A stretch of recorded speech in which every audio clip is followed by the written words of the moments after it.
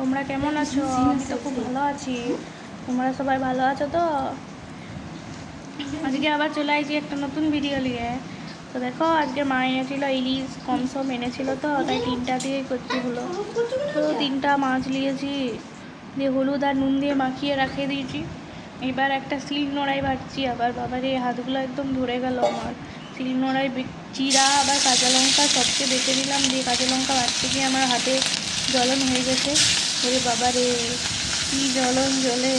দিয়ে আবার মাছগুলোকে ভেজে নিচ্ছি।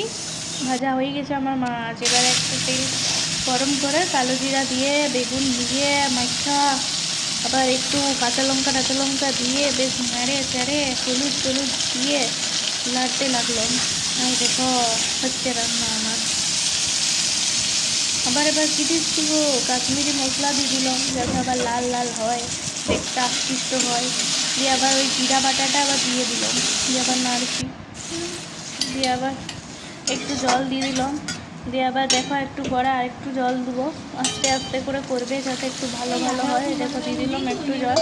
হালকা করে যখন দেখবে ফুটে আসছে তখন মাছগুলো দিয়ে দিবে। মাছগুলো ফুটানোর পর, মাছগুলো দেওয়ার পর 15 মিনিট ফুটাবে। এই দেখো ফুটছে। 15 মিনিট ভালো করে ফুটাবে। ফুটানো হয়ে গেলে দেখো কী সুন্দর দেখতে লাগে যায়। দেখো